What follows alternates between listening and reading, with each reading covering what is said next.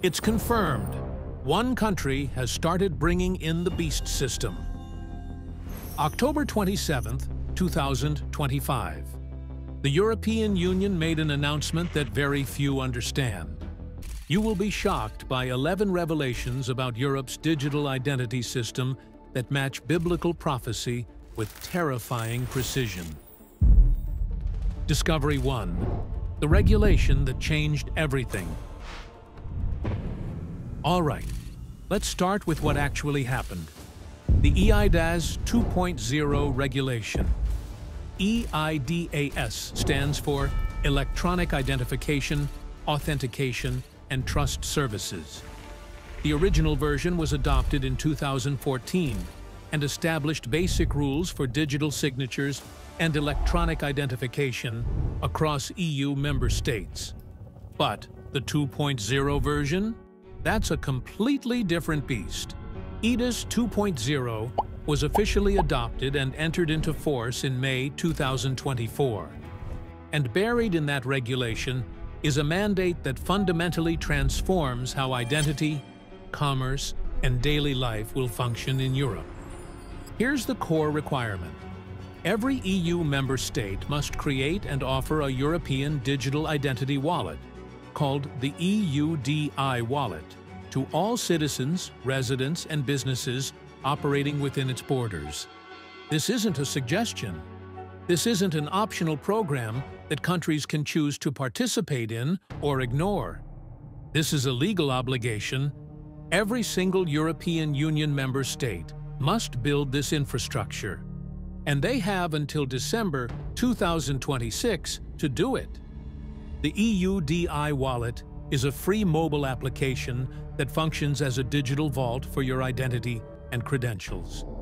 Think of it like Apple Wallet or Google Pay, but instead of just storing credit cards and boarding passes, it stores everything. Your government-issued ID, your driver's license, your passport, your social security information, your educational diplomas and professional certifications, everything that proves who you are, what you're qualified to do, what you own, and what you're allowed to access, all in one app on your phone. The EU's pitch is simple: convenience. Instead of carrying a physical wallet with multiple cards and documents, instead of emailing PDFs of your diploma to prove your education, instead of waiting in line at government offices to get copies of records, you just pull out your phone and tap. One app, one system, all of Europe. And the EU is selling this as the future of digital freedom. Frictionless commerce, seamless services, privacy-preserving verification. But here's what they don't emphasize in the promotional materials. This isn't just about convenience. It's about control. We're currently in the pilot phase. As of October 2025, there are 4 large-scale pilot programs running across Europe, funded directly by the European Commission. These pilots are testing real-world applications. And on October 16, 2025, just 2 weeks ago, the EU held a major seminar in Brussels, bringing together banks, payment processors, technology companies, and government officials to discuss how to integrate the EUDI wallet into existing financial infrastructure. By December 2026, 14 months from now, every one of the 27 EU member states must offer at least one version of the EUDI wallet to all citizens, residents, and businesses. Germany, France, Italy, Spain, Poland, Romania, Netherlands, Belgium, Greece, Portugal, Sweden, Austria, Hungary, all of them. 450 million people will have access to this wallet. But here's what makes this phase critical. It's not just that the wallets will be available. It's that public services must accept them. Starting in December 2026, if you show up at a government office, tax agency, social services, passport office, whatever, and you present your EUDI wallet for identification or authentication, they are legally required to accept it. No more, "Sorry, we only take physical IDs." No more, "Our system doesn't work with that." If you have the wallet, they have to take it. This creates the first level of necessity, because once government services accept it, once it becomes the easier way to interact with bureaucracy, people will start using it. But Phase 2 is just the setup. Phase 3 is where the control really kicks in. By December 2027, 26 months from now, private sector companies in specific regulated industries must accept the EUDI wallet. Who's included in this mandate? Banks and financial institutions. Under the EU's Payment Services Directive, PSD2, any bank operating in Europe must accept the wallet for identity verification and authentication. Now, the EU will tell you that use of the wallet is voluntary for citizens. Companies can't deny you a service just because you don't have the wallet. But that's a lie by omission. Because if every bank requires digital verification through the wallet, if every employer checks credentials through the wallet, if every essential service integrates the wallet as the primary authentication method, what choice do you really have? You can technically refuse to use it, just like you can technically refuse to use a computer or a smartphone. But good luck functioning in modern society without one. If this is just about digital convenience, why the rush? Why the mandatory deadlines? Why the legal penalties for non-compliance? And why does it look exactly like the first phase of a system the Bible warned about? Discovery 2. The 27 nations with one mind. Now I want you to think about something that should be impossible. Getting 27 European nations to agree on anything is notoriously difficult. France and Germany have different priorities. Eastern European countries clash with Western Europe on policy. Southern Europe fights with Northern Europe over economics. The EU is famous for endless debates, bureaucratic gridlock, and nationalist resistance to centralized authority. And yet, somehow, all 27 member states agreed to IDAS 2.0. All 27 agreed to build the EUDI wallet. All 27 agreed to mandatory deadlines. No major opposition. No countries opting out. No significant resistance. How is that possible? Biblical parallel. Turn in your Bible to Revelation chapter 17. This is the vision of the woman riding the beast, Babylon the Great, drunk on the blood of the saints. And in verse 12, John sees something specific about the political structure of the end times. Revelation 17:12-13. And the 10 horns which thou sawest are 10 kings, which have received no kingdom as yet, but receive power as kings 1 hour with the beast. These have one mind, and shall give their power and strength unto the beast. These have one mind. 10 kings, 10 kingdoms, 10 power centers, and they all have one mind. They surrender their sovereignty. They give their power and strength to the beast. One unified system, one central authority, one mind. Now, the EU currently has 27 member states, not 10. But the EU started with 10 founding members. These have one mind. France, Germany, Italy, Spain, Poland, nations that fought wars against each other for centuries, now submitting to unified regulations, centralized control, standardized systems. And nowhere is that unity more visible than in the EUDI wallet. This isn't science fiction. This is how programmable currency works. China already has this system operational with the digital yuan. They're using it to enforce social credit scores, restrict purchases based on behavior, and control economic activity. And Europe is building the same infrastructure. Discovery 4. Revelation 13 coming to life. All right, we need to talk about what the Bible actually says, because everything I've shown you so far, the digital wallet, the mandatory timelines, the unified system, the programmable currency, it all sounds ominous. But is it actually biblical? Is this really the fulfillment of prophecy? Or am I just cherry-picking scary-sounding policies and connecting them to Scripture through confirmation bias?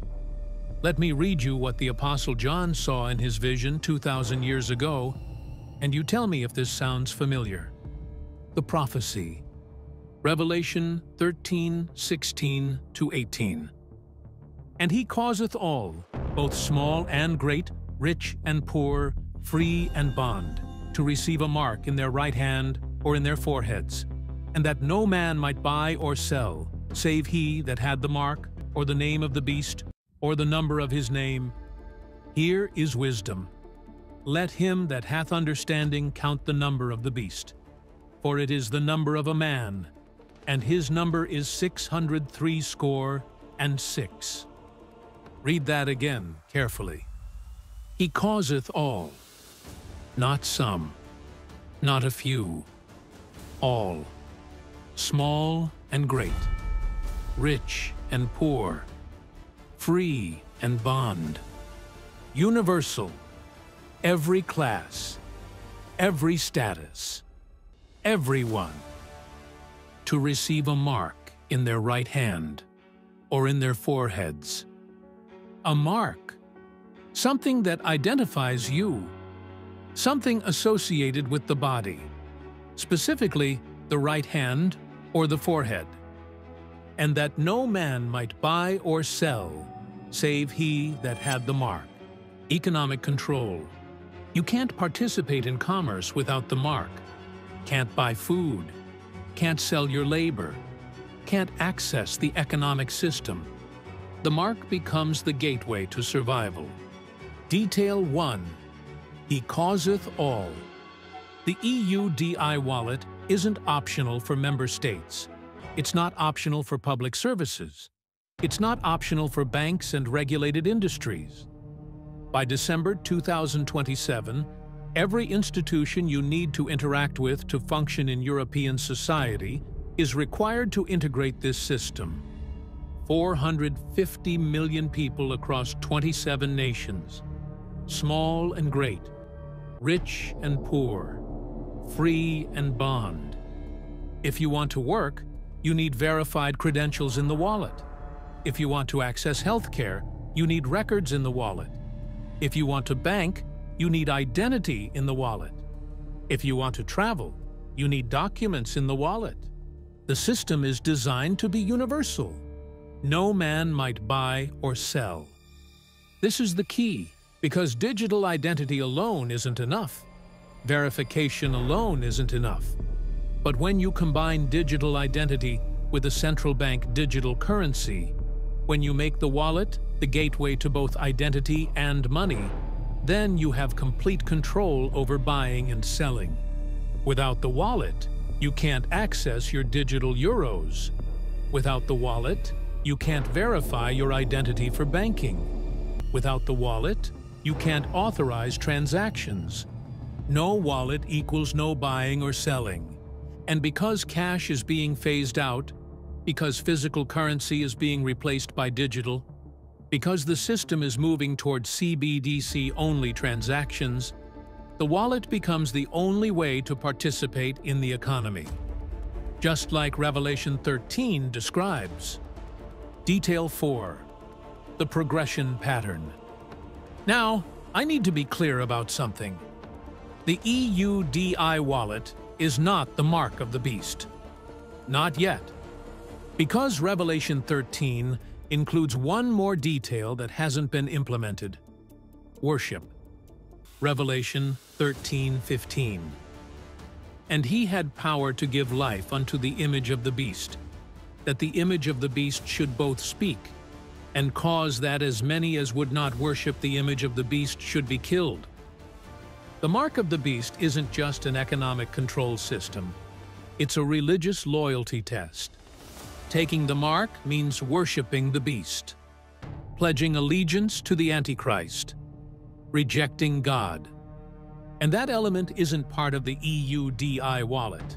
There's no religious component, no worship requirement. So what we're watching right now isn't the mark itself. It's the infrastructure for the mark. Let me show you the progression. Stage 1. Introduce as convenience. We are here. Look how easy this makes your life. One app for everything. No more carrying documents. Stage 2. Make it available everywhere. December 2026. Public services accept it. Companies integrate it. It becomes the standard. Stage 3. Make it necessary for essential services. December 2027. Banking requires it. Employment requires it. Healthcare requires it. You can't function without it. Stage 4. Make it impossible to function without it. Post-2028, cash is phased out. Digital currency launches. The wallet becomes the only access point to the economy. Stage 5. Tie it to worship and allegiance. Tribulation. The Antichrist demands worship. The system that started as convenience becomes a loyalty test. Refuse to worship. Lose access to everything. We're currently in stages 1 to 3. We're watching stages 4 and 5 being built in real time. The Antichrist doesn't need to create this system from scratch. It's already being built for him.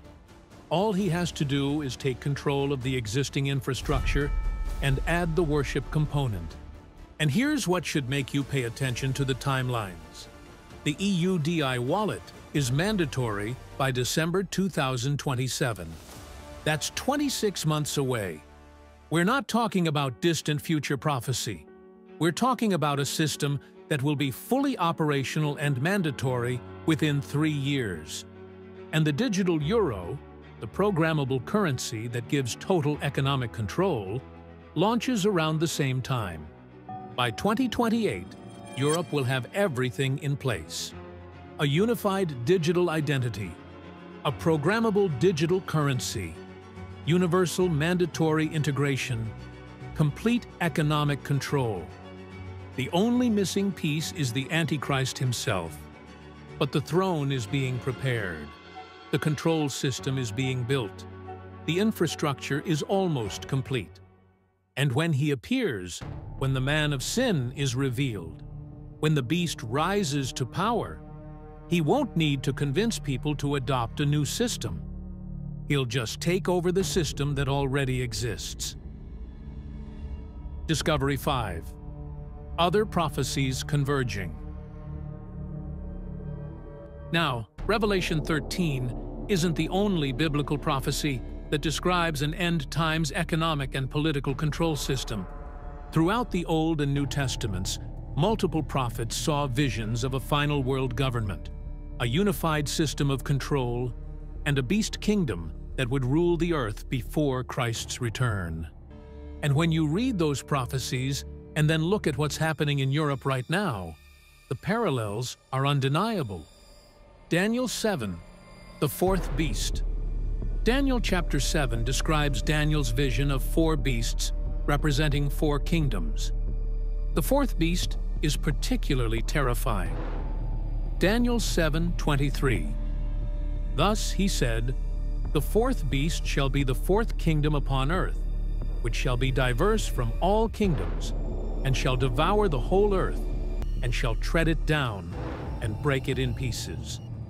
The 4th kingdom will be diverse from all kingdoms, different from anything that's come before, more powerful, more pervasive, and it will devour the whole earth. Not just one region, not just one continent, the whole earth. Now, historically, the 4th kingdom has been identified as Rome. The Roman Empire conquered the known world, established unprecedented control systems, and created infrastructure that lasted for centuries. But Rome fell. The Western Roman Empire collapsed in 476 AD.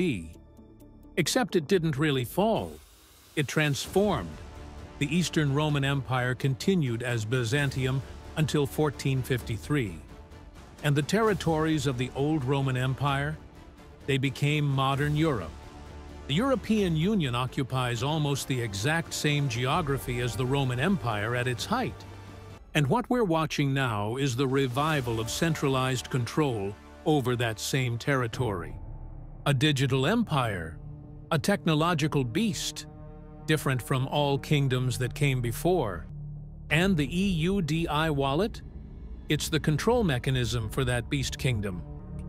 Here's another prophecy that often gets overlooked in discussions about end times economics, but it's incredibly relevant. 1 Thessalonians 5:1-3. But of the times and the seasons, brethren, ye have no need that I write unto you. For yourselves know perfectly that the day of the Lord so cometh as a thief in the night. For when they shall say, Peace and safety, then sudden destruction cometh upon them, as travail upon a woman with child, and they shall not escape. When they shall say, Peace and safety. What's the EU's pitch for the digital wallet? Security fraud prevention, safe cross-border transactions, protection against identity theft, convenient and secure digital services, peace and safety. And what's the pitch for the digital euro? Financial stability, protection from foreign interference, sovereign European payments, safe, trusted, secure currency, peace and safety. Then sudden destruction cometh upon them. Not gradually, not predictably, suddenly, like labor pains on a woman with child. And once it begins, there's no escape. The system that was sold as security becomes a prison. The infrastructure that promised convenience becomes control. The digital wallet that was supposed to protect your privacy becomes the tool of total surveillance. Peace and safety. And then destruction. A fourth kingdom that's different from all others. Daniel 7. A digital empire unlike anything in history. Checkmark. 10 horns, kings giving power to a central authority. Daniel 7, Revelation 17. European nations surrendering sovereignty to EU checkmark. A unified mind among nations. Revelation 17:13. 27 nations all implementing the same system with no opposition checkmark. Economic control over buying and selling. Revelation 13. Digital wallet plus CBDC equals complete control checkmark. Universal system affecting all classes. Revelation 13:16. Mandatory integration across all sectors and all people checkmark. Sold as peace and safety before sudden destruction. 1 Thessalonians 5:3. EU's security pitch before control activates checkmark. This isn't one prophecy being loosely interpreted. This is multiple prophecies from multiple books written by multiple authors over hundreds of years, all describing the same end times system. And all of them match what's being built in Europe right now. Discovery 6. Global precedent. Now, if you're still skeptical about whether a digital identity system can really become mandatory in practice even when it's voluntary in law, let me show you what's already happened. Because Europe isn't pioneering this. They're copying a model that's already been tested on over 1 billion people. India's Aadhaar system. What is Aadhaar? Aadhaar is a 12-digit unique identity number issued by the Indian government to all residents of India. It's linked to biometric data, fingerprints and iris scans. When you enroll in Aadhaar, you provide your biometric data, and that data is stored in a centralized government database. Your Aadhaar number becomes your universal identifier across all government and private services. The program launched in 2009. By 2025, over 1.3 billion people are enrolled, more than 95% of India's population. And here's the key detail. Aadhaar is officially voluntary. The Indian Supreme Court ruled in 2018 that Aadhaar cannot be mandatory for most services. The government cannot force you to enroll, but in practice, it's required for almost everything. How voluntary became necessary. When Aadhaar launched, it was sold as a convenience for accessing government subsidies and benefits. Poor people could use it to prove their identity and receive welfare payments, food rations, pensions. That sounds great, right? Helping the poor access services. But then the scope expanded. Want to open a bank account? Need Aadhaar? Want a mobile phone SIM card? Need Aadhaar. Want to file taxes? Need Aadhaar. Want to enroll your child in school? Need Aadhaar. Want a driver's license? Need Aadhaar. Want to register property? Need Aadhaar. Want to get married? Official government registration? Need Aadhaar. Within a few years, Aadhaar went from voluntary program for welfare recipients to required for basically everything. And even though the Supreme Court ruled it can't be mandatory, private companies and state governments still require it because there's no alternative system that works as smoothly. So technically, Aadhaar is voluntary. Practically, it's compulsory. What happened to people who couldn't enroll? And here's where it gets dark. Not everyone can enroll in Aadhaar. Elderly people with worn fingerprints, manual laborers whose hands are too damaged for fingerprint scanners, people with eye conditions that prevent iris scanning. What happens to them? They're locked out of banking, locked out of benefits, locked out of essential services. There have been documented cases of elderly pensioners, and then there's the privacy nightmare. India's Aadhaar database, containing biometric data for 1.3 billion people, has been breached multiple times. In 2018, journalists discovered that Aadhaar data was being sold on WhatsApp for as little as 500 rupees, about $6. You could buy access to anyone's Aadhaar information, including their photo, fingerprints, and address. In 2019, security researchers found that the Aadhaar database was accessible through a simple SQL injection attack. Any moderately skilled hacker could access the entire database.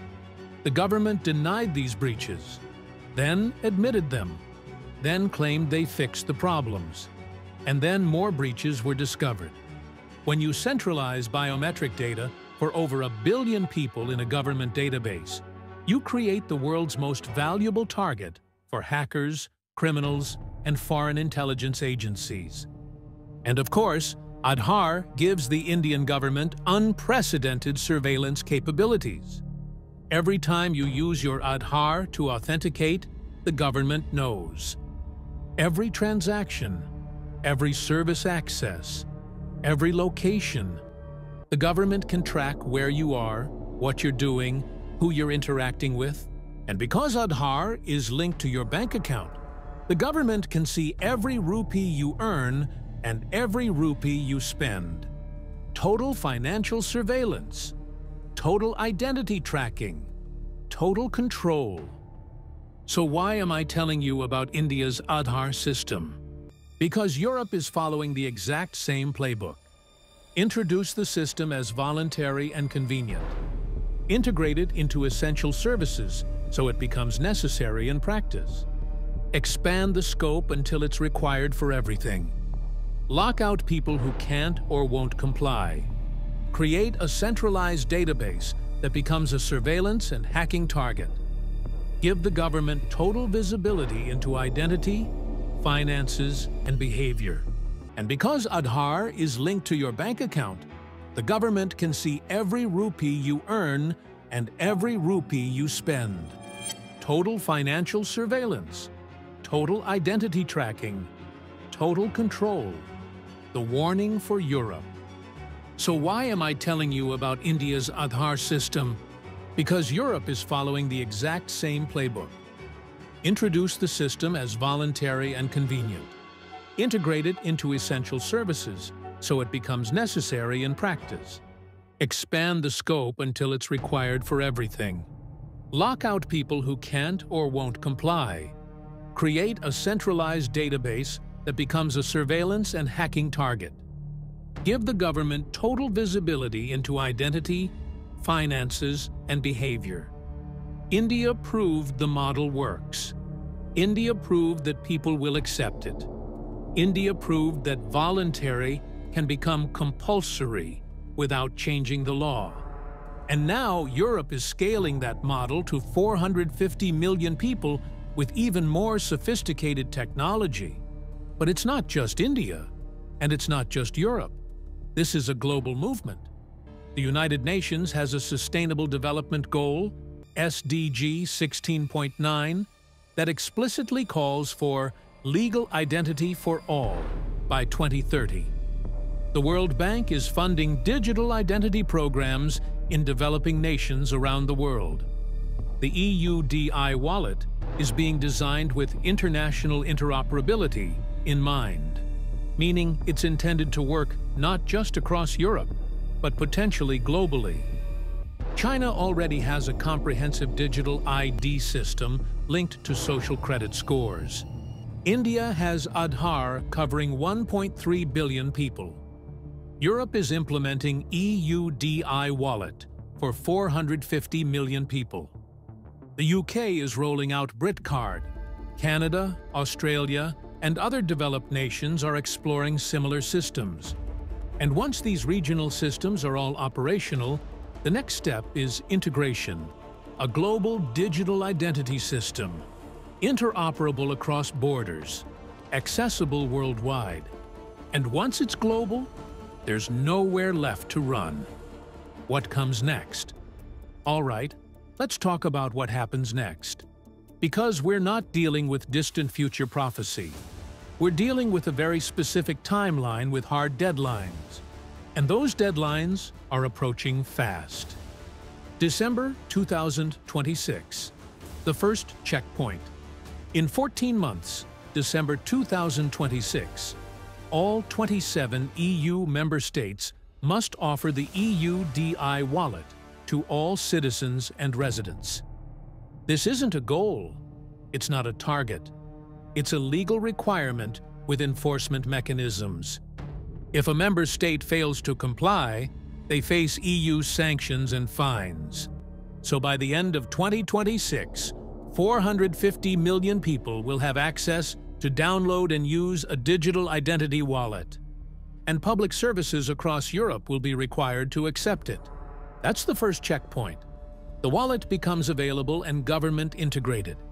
Mid-2026, pilots become live services. But remember the October 27th announcement? The new funding to accelerate rollout?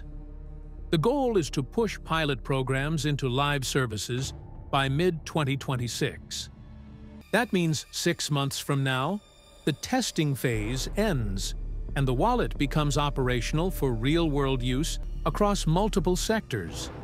Not just government services, banking, healthcare, education, transportation.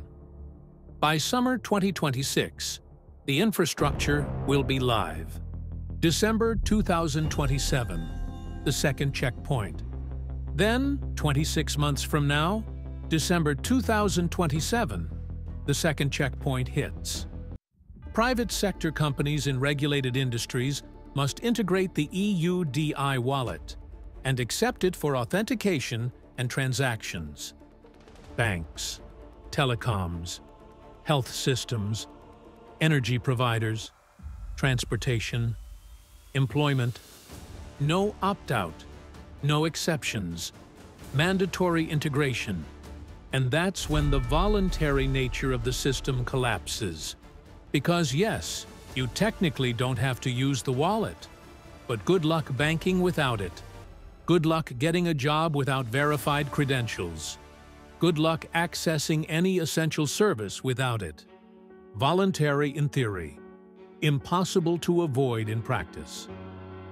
And then, shortly after December 2027, the digital euro launches.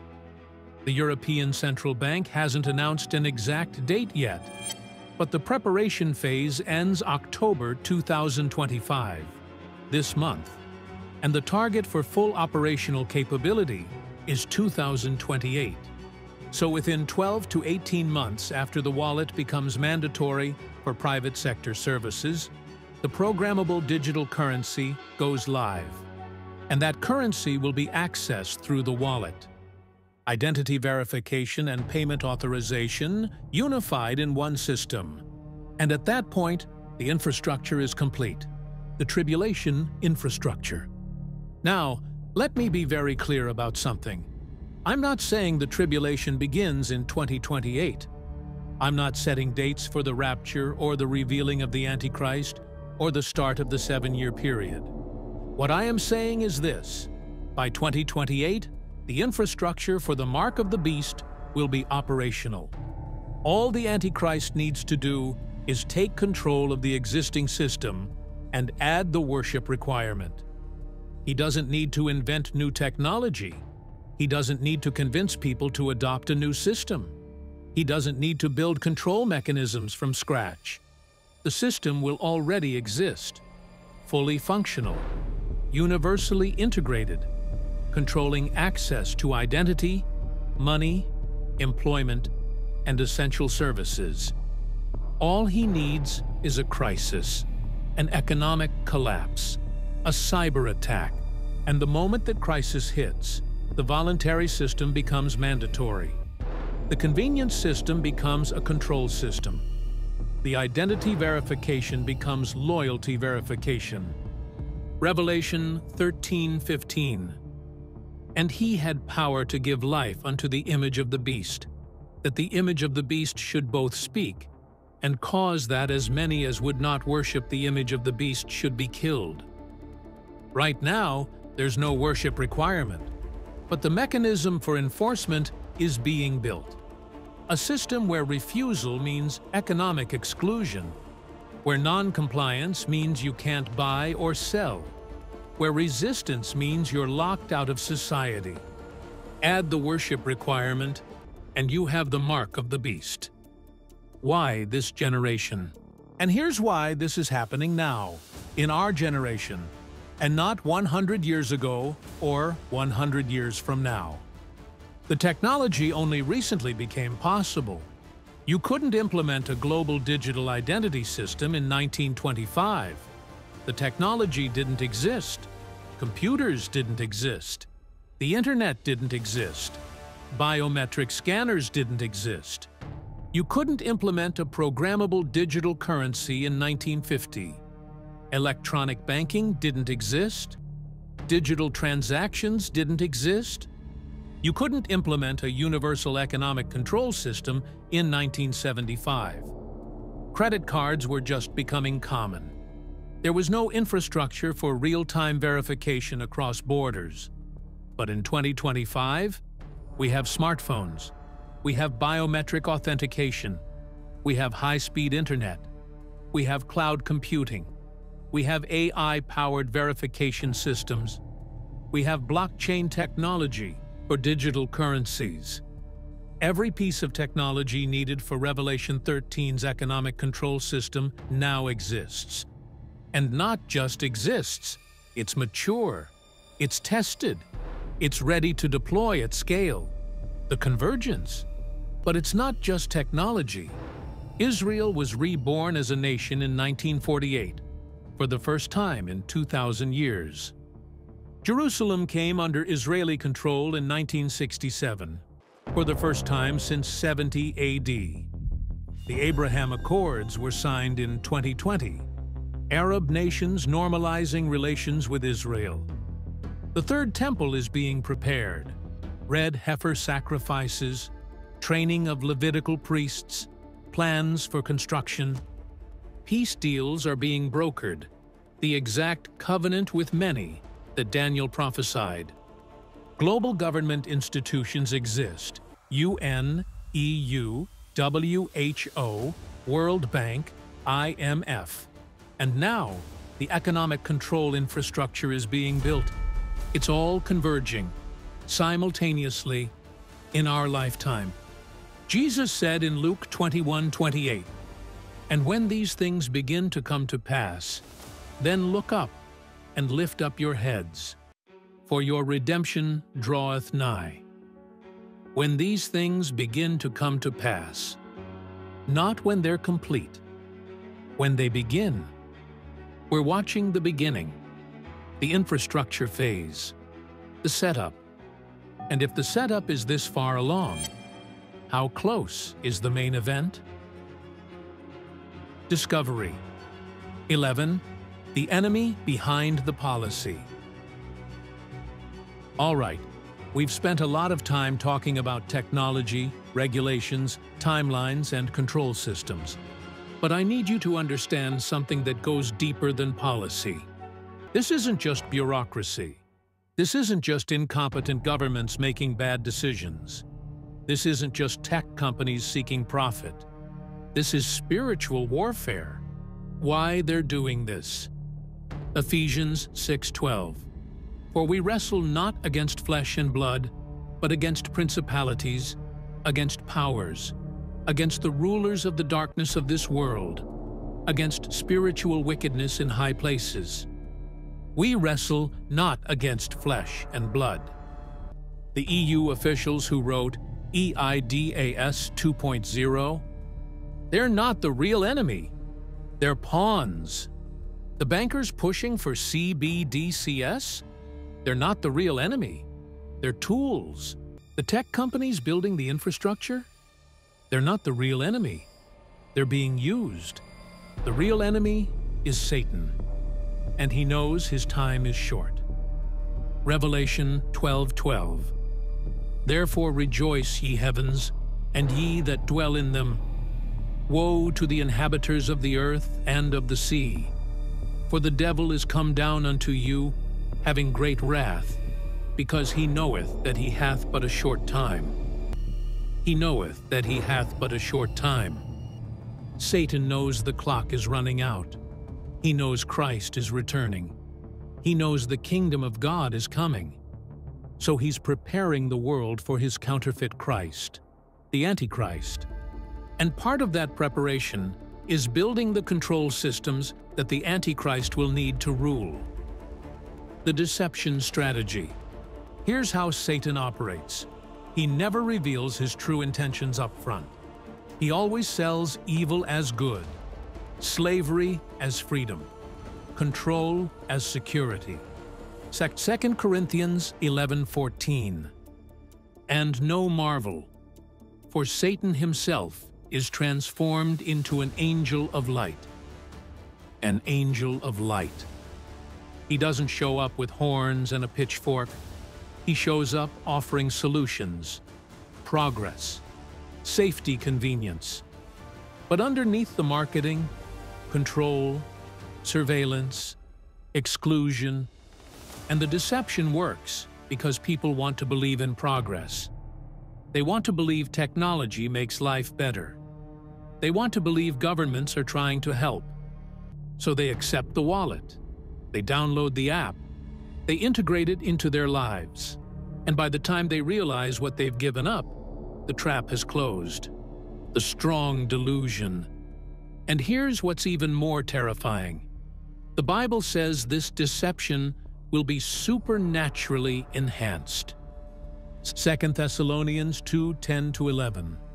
And with all deceivableness of unrighteousness in them that perish, because they received not the love of the truth, that they might be saved. And for this cause God shall send them strong delusion, that they should believe a lie. God shall send them strong delusion. Those who reject the truth, those who refuse to love and believe the gospel, God will allow them to be deceived. Not just naturally deceived, supernaturally deluded. They will look at the beast system and see salvation. They will look at the Antichrist and see their Messiah. They will look at the mark and see freedom. And they will take it willingly, eagerly, convinced they're doing the right thing. That's why preaching the gospel now is so critical. That's why warning people now matters. Because once the strong delusion is sent, once the tribulation begins, once the deception is in full force, people won't be able to see clearly. But right now, before the delusion, before the tribulation, people can still hear the truth. The remnant's response. So what's the response for those who see what's happening? Matthew 24:13. But he that shall endure unto the end, the same shall be saved. Endure unto the end. Don't take the mark. Even if it means you can't buy food. Even if it means you lose your job. Even if it means persecution and death.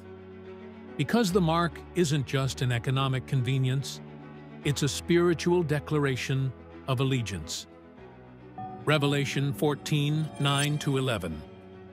And the third angel followed them, saying with a loud voice, If any man worship the beast and his image, and receive his mark in his forehead or in his hand, the same shall drink of the wine of the wrath of God, which is poured out without mixture into the cup of his indignation.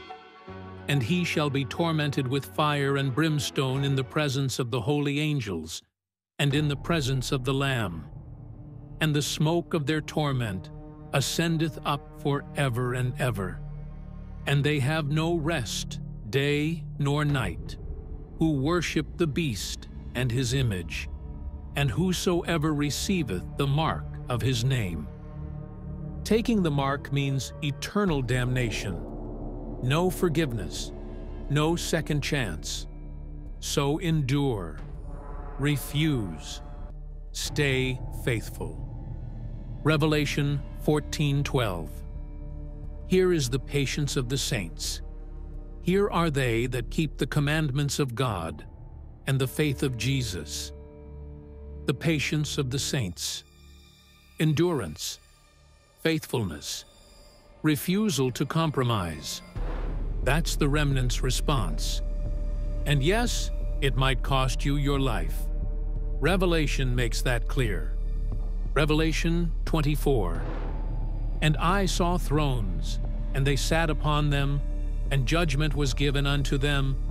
And I saw the souls of them that were beheaded for the witness of Jesus, and for the word of God, and which had not worshipped the beast, neither his image, neither had received his mark upon their foreheads or in their hands. And they lived and reigned with Christ 1,000 years. Beheaded for refusing the mark, martyred for faithfulness. But notice what happens next. They lived and reigned with Christ 1,000 years. Physical death isn't the end. Eternity is what matters. And those who refuse the mark, who endure unto death, will reign with Christ. That's the promise.